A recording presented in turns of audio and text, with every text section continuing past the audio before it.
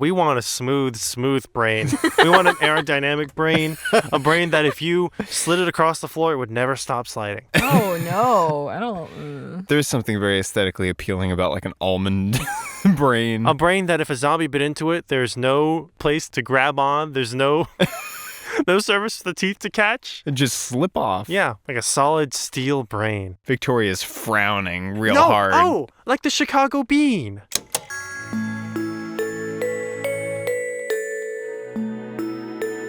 You're listening to Nostalgia Club, the podcast where we look back on our favorite childhood stories and revisit them as adults. At least one of us hasn't read or watched these series, so we also get a first-timer's opinion. Spoiler alert, we will be discussing storylines and future events beyond the first books and episodes, so proceed with caution. Hi everyone, welcome back. This is part 2 of our Season 2 recap that starts at a series of unfortunate events and goes to Percy Jackson. For Warrior Cats to Redwall, check out part 1. All right, after Redwall, we had a series of unfortunate events. I feel like we can't talk that much more about a series of unfortunate events because I really do want us to do more. All right, we'll save it. To read future books because, as I said in that episode, I have been rereading the rest of the books and like the first 2 books just don't even, or the first 3 books. We read the first 3, right? Yeah. Did we? I think we just read the first 2. Reptile. Did we read The Wide Window? I don't think we did. Aunt Josephine? No. We talked about it with the man-eating worms in the boat and the island in the cave. Oh, I guess we did. We talked about it, but we didn't. See, like again, like books 1 and 2 just barely scratched the surface. It's because the Jim Carrey movie also interprets that book. So when we talked about the movie, we talked about the book. Oh, gotcha. Yeah. Yes. But we'll save it. We'll save it. We'll save my A Series of Unfortunate Event thoughts for the next episode. I do think there's something interesting in how A Series of Unfortunate Events kind of does this like sort of steampunk but more kind of environment. And I don't think it was the first to do it, but I do think it was probably very influential in terms of like, oh, I'll do something that's like vaguely Victorian steampunk. It's like genre bending almost. Yeah. Genre bleeding. Yeah, it's just the whole series as a whole, like narratively, stylistically, does a lot of really interesting things, which makes it very fun to read. Frankly, I don't think I have anything to go off of in saying steampunk, but I just get like a sort of steampunk industrial is vaguely era. Victorian. Yeah. And it's vaguely, I think it's vaguely Victorian. applicable, even if it's not like a strong steampunk vibe, but like... It's like industrialization. Yeah, the way that era. like a lot of the technology that Violet comes up with, and like in later books, there's like the technology that is in the world is vaguely steampunkish, I would say. After that, we had Totally Spies, another really unhinged episode, actually. Actually, yeah, that was the unhinged That one was really unhinged. I just went down a list of reading Totally Spies episodes for you guys, and it got a little crazy. But, love that show. It's so fun. I'm just checking the news if anything has happened. Oh, there's a new season that comes out sometime in 2024, I think. They're not bringing back the original cast because they can't pay them union rates. Yikes. Again, as I've said before, animation in this country is in a dire state. Pay your voice actors properly, please. Yes. Animators unionize. Bum, bum, bum, bum, bum, bum, bum, bum. Wait, do they have a union? Yeah. Yes. Visual effects artists unionize. Yeah. Bum, bum, bum, bum, bum, bum, bum, bum, bum, bum, bum, bum, bum. Jellicle cats. Unionize. Why are you singing this song? One of us dies, the rest unionize. It's not fair that only one of us dies. Jellicle cats. Unionize. We all want to die. People are watching like, what is the message here? Meow. Meow. Do we need to talk about cats in an upcoming episode? Like, what's going on? I've never seen it. No.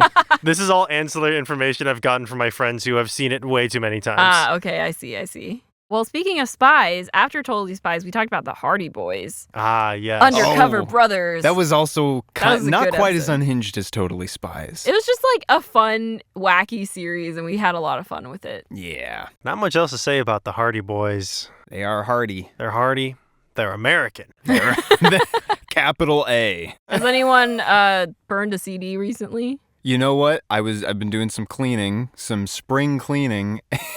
and I forget who might have given me the CD. I might have an idea, but I was going through just a drawer, just like, clutter, clutter, clutter. And then I find this disc that just says in like very smeared Sharpie, Epic Music, Volume 1. Oh, Ooh. no. And I was like, oh, nice. You gotta listen to it. I gotta. I feel like it's like a lot of YouTube covers, maybe? Who knows? Sounds like something I would do. I'm excited to see what's on It there. could be Epic anything. music. What is epic music? Who knows? It could be Princess and the anything. Pauper soundtrack? It's pretty No, epic. because if it was me, if I burned a CD that said epic music, it'd be like movie soundtracks. It could very well be Yeah. that. It depends on the age, but for me, it'd most likely be the cringiest, worst songs you've ever heard.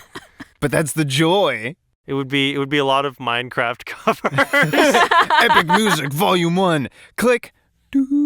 I support Jino's Minecraft career. What? What career? Yeah, same. After this, Jino is going to become a super famous Minecraft streamer. Yeah. And you're also going to create those like Minecraft shorts where they create stories out of Minecraft screen recordings. Yeah, exactly. And they have people voice act in them. You know what's incredibly ironic right now? Is that my boyfriend plays Minecraft probably once a day. The most I've played Minecraft this year is for work. I've been on the clock but you doing talk it about for playing my Minecraft job. all the time. I thought you played Minecraft a lot. No, not Literally really. the other day, you were like, I listened to audio dramas while playing Minecraft. But I don't really listen to audio dramas. So, like, make that Exactly. correlation. You're That's playing fair. Minecraft. I do watch a lot of Minecraft videos, Oh, okay. but I can do that without moving my body. So that's what I do. I come home, I collapse onto the floor in a large pile of goo, Oh, dear. and then I listen to Minecraft videos. So what we're saying is that we have to get you some kind of like brain machine interface so that you can just think your way through Minecraft without moving. That exists. And I'm not talking about the Elon Musk put a chip in your head and maybe it fries your brain. No, it's a real thing. I showed Victoria Yeah. this. There's a streamer. She's like some kind of engineer or scientist or something. And she has a helmet. And then she imagines a cube. And if she pushes the cube forward, it sends an electrical impulse to a controller that performs an input on the controller. So yeah, she could play Minecraft with her brain. I couldn't. That sounds like a lot of work. And my brain's not that strong. What are you talking about? What are I you don't know. talking about? You're on a podcast where you're talking about books and you're analyzing books and TV shows. You got a strong brain. Jellicle cats. Push the Please cube. stop. Well, thank you, Michael. I appreciate it. No, it's Your true. kind words do not go unheard. And yet, still, I doubt my brain. I'm sure that your brain's got so many wrinkles. It's got so many of the smart wrinkles. That's what makes our brains smart. We got a bunch Michael, of no, wrinkles. no, Michael. We want a smooth brain. We want an aerodynamic brain, a brain that if you slid it across the floor, it would never stop sliding. Oh, no. I don't... There's something very aesthetically appealing about like an almond brain. A brain that if a zombie bit into it, there's no place to grab on. There's no surface for the teeth to catch. It just slip off. Yeah, like a solid steel brain. Victoria's frowning real No, hard. oh, like the Chicago bean. Like the Chicago Like the bean. Chicago bean. Yeah. The Chicago Or the bean. Chicago brain. Mm. Hey, that's what's in my head. That's what the future archaeologists will call it. Oh, that Chicago bean. They'll be like, look at this incredible rendering of a brain that Yes. ancient humans did. That's what they thought it was. These Yes. silly Americans. Silly creatures. It's very important that we call it the Chicago bean because the person who made the Chicago bean hates it when you call it the Chicago bean. And that person also tried to trademark a color. That's So we should call it the Chicago bean as a lesson. because you shouldn't trademark a color. Yeah. Don't do that. Try to trademark a color. We'll call your art The bean. the bean. What's next? So much of this is Victoria getting looks cut. so tired. This podcast is going off the rails. No, I love it, but I'm also tired. We're all tired. It's fine. After the Hardy Boys, we had Nancy Drew. That was a very cool episode. Thank you. Explicitly, like, just being present in the studio when Victoria brought in... I brought in my nerd collection. Yeah! Love a nerd collection. It was awesome. The full scrapbook, the Nancy The Drew scrapbook experience. is very cool. Yeah, I love that thing. The only thing I have to add on to Nancy Drew is recently we kind of did a deep dive on the Nancy Drew games, Yes. and we like looked up the website. So the Nancy Drew games are created by Her Interactive, and they basically exclusively make Nancy Drew games. Yeah. Yeah. And we were looking at trailers for them, and I don't remember which one we looked at, but like one of the more recent ones, we were watching it and we're like, the animation looks weird. And then we looked at one that like came out a few years back, and that one looked way better. Like I think they like tried too hard to like make the animation like 3D and like fully rendered like all the details, but we were like, go back to the other one. That one was better. But, you know, they're not that expensive. Shout out to my friend Mitra, who, after listening to the episode, directed me to a Nancy Drew meme page. Oh! Which is apparently a thing. Wait, that's amazing. What were some of the highlight memes? I mean, I'd have to pull it up. It's on Instagram. Okay, well, while you look that up, each Nancy Drew game is like $20, so maybe one of these days I'll just play one. Oh, but they look of a certain quality. And I think it's very fun. You know, the transition to 3D... It did numbers on every game studio. Well, actually, while I was doing research about Nancy Drew games, I found like a Reddit thread where basically people were talking about like, are the Nancy Drew games worth playing? Or like, are there alternative similar vibe games that are not the Nancy Drew games? People on the internet recommended a game called This Bed We Made, which is about someone who works in housekeeping at a hotel or motel, something like that. And there's a mystery that has to be solved. So... it's on sale right now, so I might buy it soon and play it. I love a good mystery game. I found the Nancy Drew meme page, but they're all specific to the game, so I don't get any of them. Oh, sad. Well, I'll have to play the games to understand. I think we need to give the Nancy Drew studio just a whole lot of money and see what they can do. Yeah. Yeah. Or don't. They're still chugging along. I mean, they've made like 33 Nancy Drew games. I wonder if there's one person who's been involved in the creation of every single one of those things. It's got to be either like a love for the stories, a love for the series, a passion project. Because I hope it's not just a team of very tired people going, time to make the next Nancy Drew game. Someone keeps buying these. Some of the earlier ones, like 1 through 5, are like only $10. Hey, for the price of a Disneyland day ticket, you can get all the Nancy Drew games and have a ball of a time. That's much longer than a day's worth of content. That's true. Yeah. I assume. Probably. Hopefully. Unless they're just like really easy to get through. Speedrun Nancy Drew. I'll Hey, that's a speedrun Twitch Nancy channel. Drew. Oh. Speedrunning Nancy Drew games. Yeah. I don't think I'd be very good at speedrunning games. But these are point and click. That's true. This is giving me an idea. A mystery game with a difficulty setting where depending on how hard the difficulty is, the convolution of the mystery increases. So at the highest difficulty setting, it's just impossible. Yeah. At the highest difficulty setting, you've got to be like looking into such esoteric details that you basically turn into a conspiracy theorist. Oh gosh. I think this is a fantastic idea. I have no means of getting it done. But I mean, first of all, I have full faith in you. You make an hour-long mystery game, and then you just ramp up the difficulty of assembling these clues just in ways that are absolutely ridiculous. Yeah. That becomes the gimmick. That could do really well. That could do number. Yeah. I'm sure there would be a number involved there. I'm sure it would make at least some people go, ho, ho, look at that. Yeah. A number. Who knows what the number could be? Yeah, 4? 4? It could be 4. We've been making this joke a lot. We've been looking at a lot of statistics recently. What's the next thing? Sorry. That wasn't on purpose. I'm just, what a great time we're having. Yeah. You okay, I'm Jino? enjoying this. No. After Nancy Drew, we had the BFG, which we already kind of talked about vaguely during our Matilda segment. But because I just like hearing about people's dreams. Has anyone had any fun dreams recently? Because that was the main fun part of the BFG episodes. We talked about dreams. Yeah. Even when we said we weren't gonna. You can't help it. You can't help it. Victoria I loves just love talking dreams. about dreams. Oh, they're fun. They're fun. I've been dreaming about work.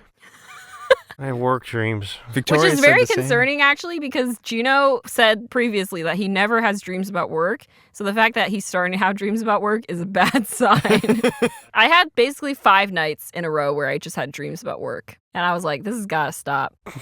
That sounds terrible. Also, the phrase 5 nights now has been ruined for me. And you said it, and I was terrified for 1 millisecond. 5 Nights at Freddy's. 5 nights at work. Which is what the game's about. Yeah. Yeah, that's true. Oh, I did have a fun dream. Well, I mean, it was slightly related to work, but I had a dream that Jino was in. And then I had a dream that I was at the office telling Jino about my dream. We need help.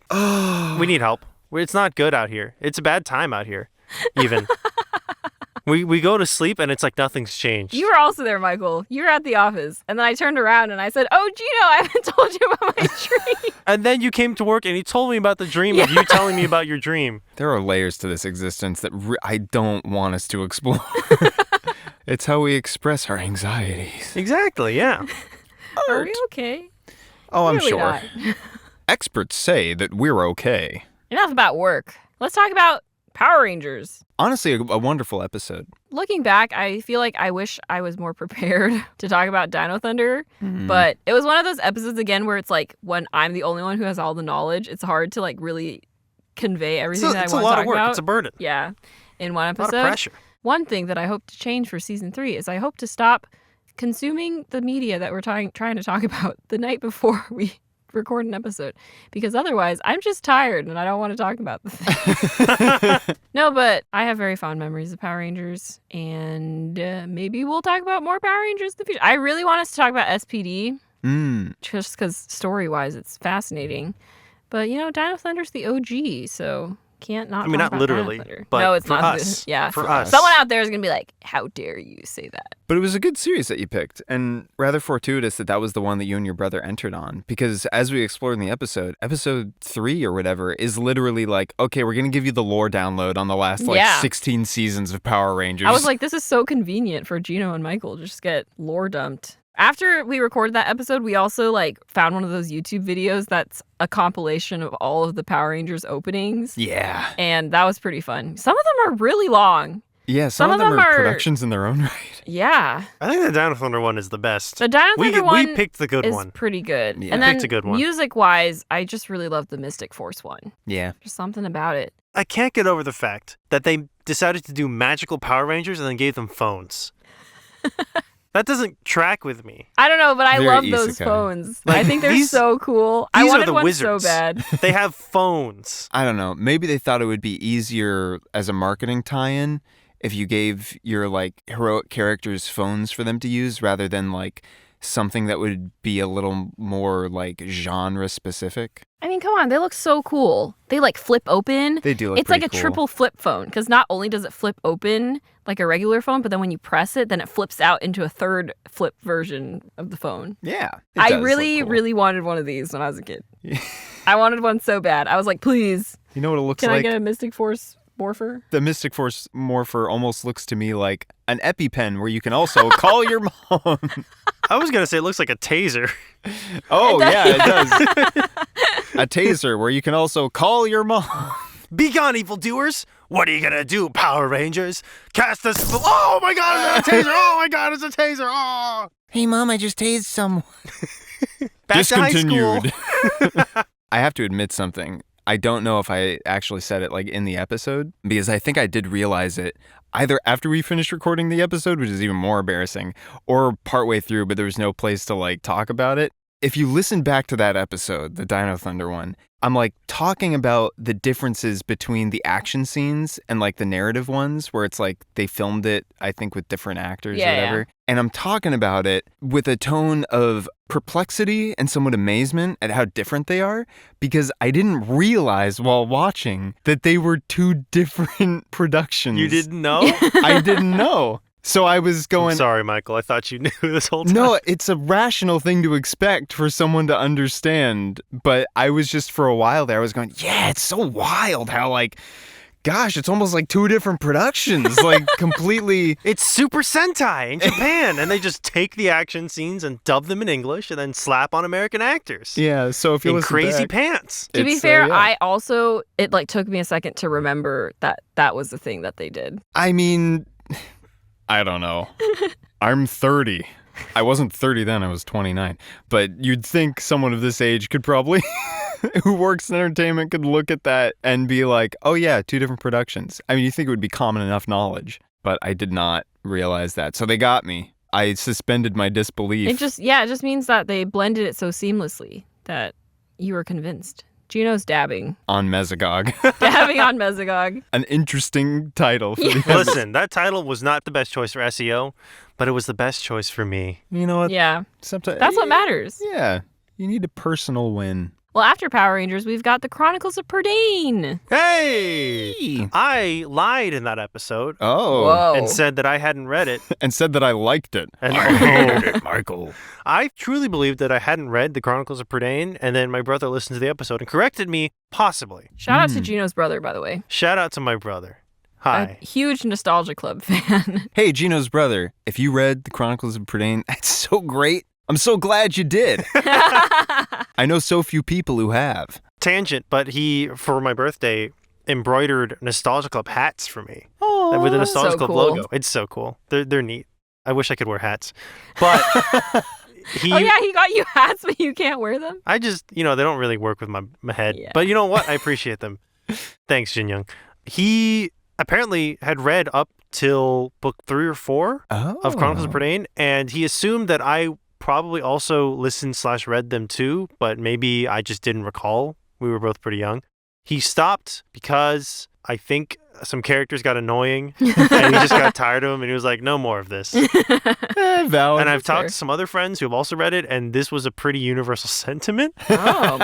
So, This is not related to Prydain, but my brother also similarly was like, yeah, I also read Warrior Cats. And I was like, what do you mean you read Warrior Cats? Because I had no experience of talking to him about Warrior Cats.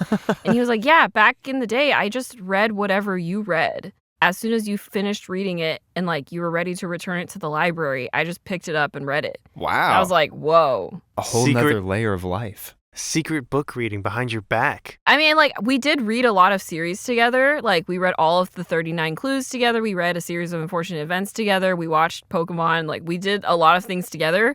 But I think for some reason in my mind, Warrior Cats was like my thing. And so for him to be like, yeah, I read Warrior Cats, I was like, what do you mean? We never talked about it. I don't think we ever talked about Warrior Cats. Maybe we did. I don't know. You've discovered like a false bottom to this like exactly. drawer in your mind. Yeah, I was like, in my head, I was like, I read these things with my brother. These things I did not read with my brother. And then he was like, no, I read them. So, you know, that was a fun fact. But Michael, I was also curious, have you read The Foundling yet? You know, it occurred to me last night, like, oh, we're doing our recording for our recap tomorrow. It would be so cool if I had like read The Foundling. Yeah. For the listener who doesn't know, Lloyd Alexander, author of the Chronicles of Prydain, years after wrote a collection of basically short stories set in Prydain and compiled it into a book and called it The Foundling, Tales from Prydain or such and such. Victoria got me a very lovely Christmas present in the form of that book because I didn't have it. And so I like started it last night, but I didn't get very far.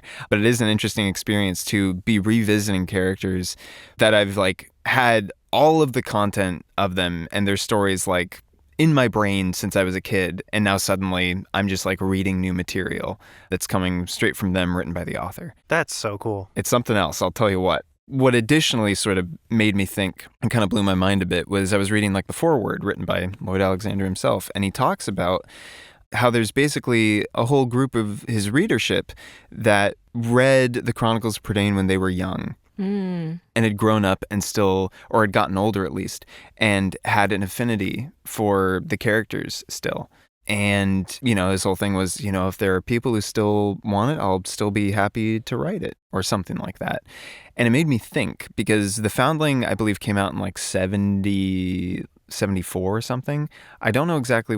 I forget when Chronicles of Prydain came out, but I think it was roughly about 10 years prior, which, you know, it's not like a whole generation of is grown old and died. It's just, you know, 10 years is a decent amount of time if you have like a group of like young readers who then become adults basically and, you know, want to ingest more stories. But the way he talked about like, oh, time has passed and there's a generation of people that were like young once and now they're still relatively young, but older. They're adults and they want more material and I would like to present more to you there really made me think because I'm like, that's basically about 50 years ago is when he wrote that like reflection. But it's still true for you. Yeah. Yeah.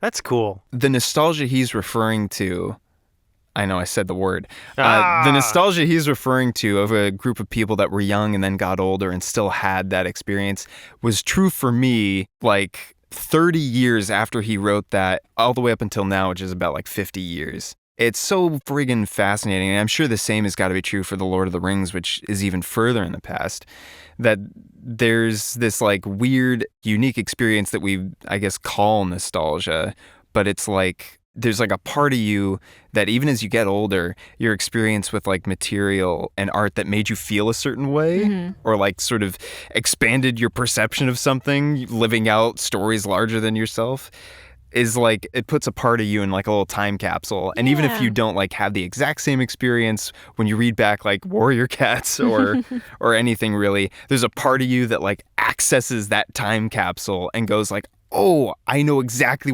how I was like when I was reading this or how I felt.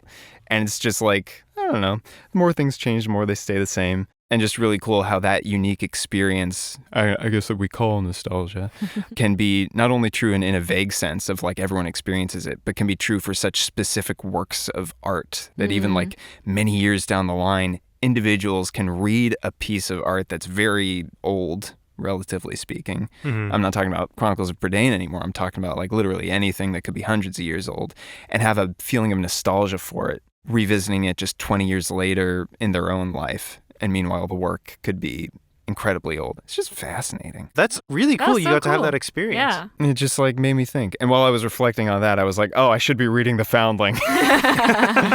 Very cool. I think that just speaks volumes to how influential and amazing the world building of Prydain and these other media that we've been talking about is. At the very least, the power of nostalgia. Yeah. Which is why we're here talking. When you have something like fantasy that's essentially timeless, Yeah. even if the prose itself becomes very dated, because the story is set in a timeless realm, you're able to transpose your experiences into your past self, your present self, your future self, whenever.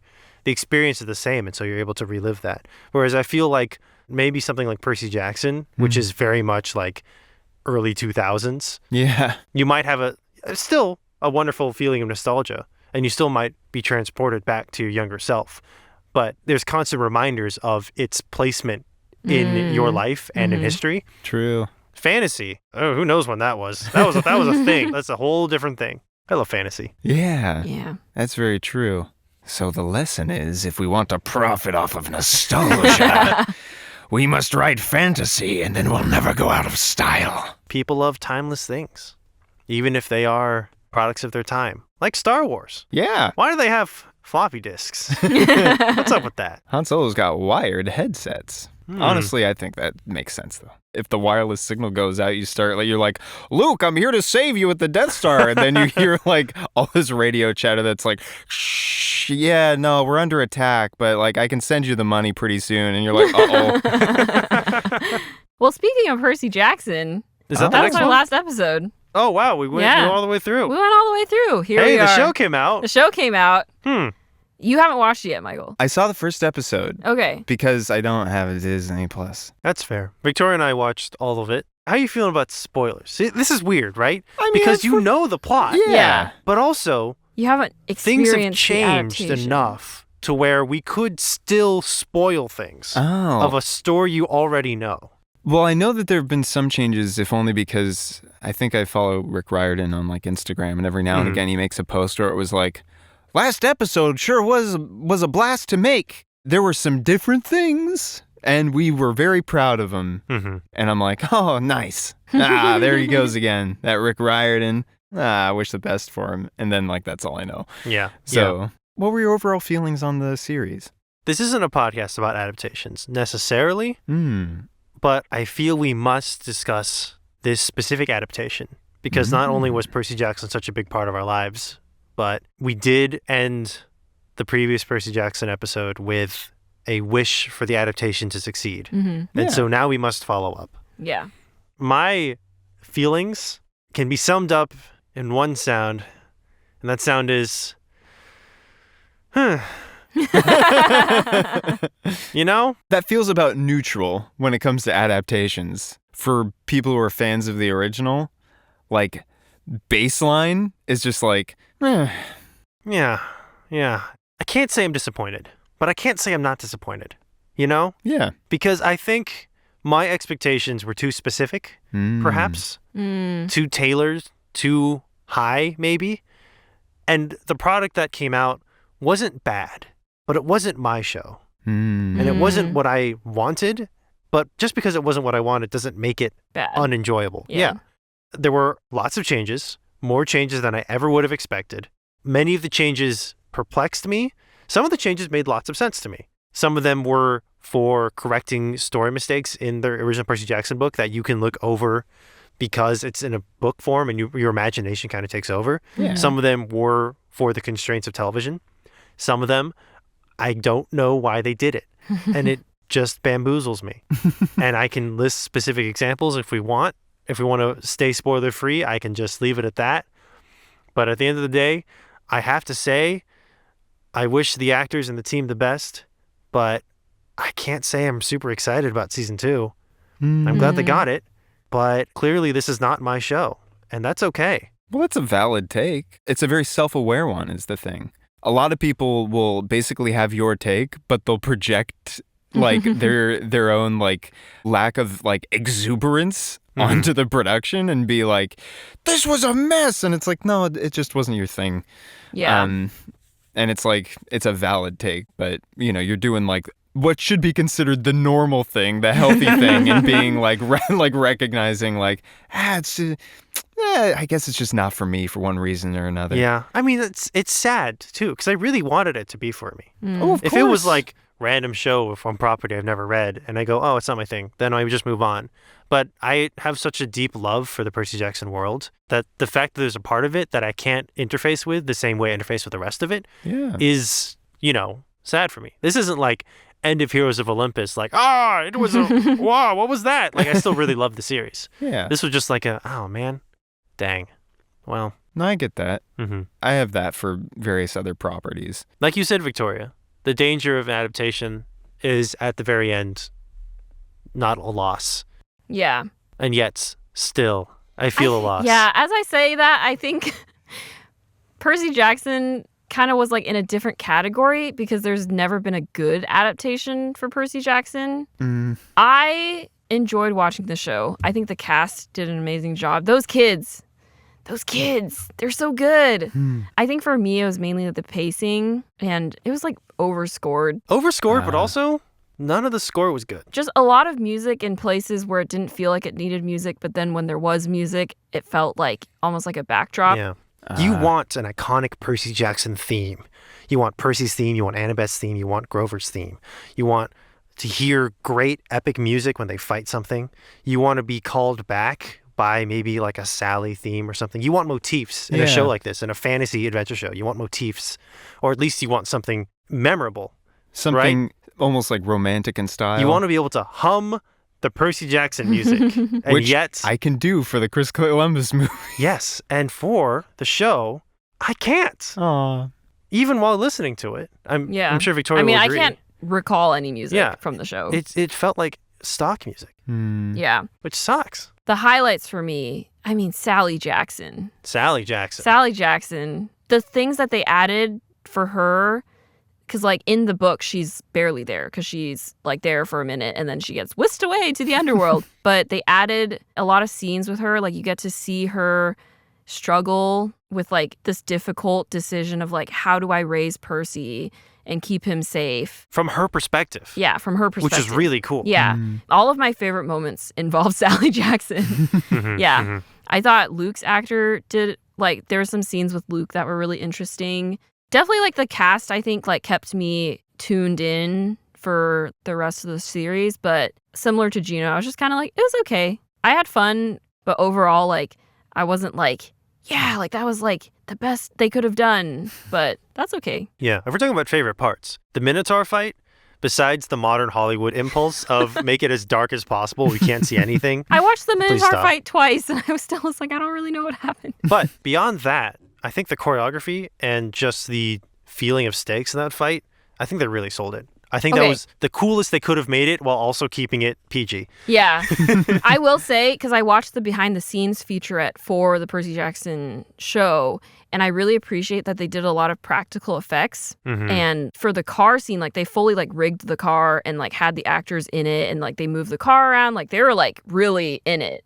And they did a lot of like practical makeup effects and stuff too that like I feel like nowadays sometimes they're just like, we'll just CGI all of it. So I appreciated that a lot. And watching the behind the scenes gave me that like filmmaking is so cool feeling again. It's clear that the people who worked on it were very dedicated and they loved it a lot. So like I'm excited for season 2 in that way because I'm like, it's cool that a lot of people are going to get to like do it again. I hope we get justice for the yacht. I hope we get a big cruise ship. That's what I was thinking. I was like, I really hope they make it a cruise ship. When I saw that season 2 announcement, I thought of you, Michael. I thought of the yacht and I thought of the cruise ship. And I was like, justice for Michael and his dinky little yacht. Yeah. I have hope. Hello, it's me again. After this, we did get into a longer discussion about the Percy Jackson series with spoilers, so if you want to listen to that, check out the next bonus episode. Well, thank you, listener, for supporting Season 2. We will be back with Season 3 sometime. I'm going to talk with you guys about that right after this. And there may or may not be large changes to this Season 3, because we're not a part of Wayland Productions anymore. Yeah. The man's not coming down. No. You know, we're just, it's an opportunity We're gonna for try some change. new things. Yeah. I feel like every new season is like an opportunity just to like change things up a little bit. We did a lot of things in Season 2 that I'm really proud of and I liked a lot. Yeah, as always, if you have suggestions for things that we should cover, please email us, send us a message on Instagram and Twitter, I guess, if you're still using Twitter. We should shout out the person who emailed us. Oh, yeah. Oh. Shout out to Elizabeth for sending us an amazing email and giving us suggestions for things to cover. We do have plans for what we're going to do with your suggestions. Yes. And we're very excited. It's just so nice. It was such a nice email to read. It like made my day. So thanks for reaching out. Thank you so much. Anyways, until next time. Drink cactus juice. It'll quench ya. Nothing's quenchier. It's the quenchiest. Guys, we have... Jellicle cats drinking cactus juice. Drink enough and one of us will die. Maybe Jellicle cats. I'm ending this. We gotta stop.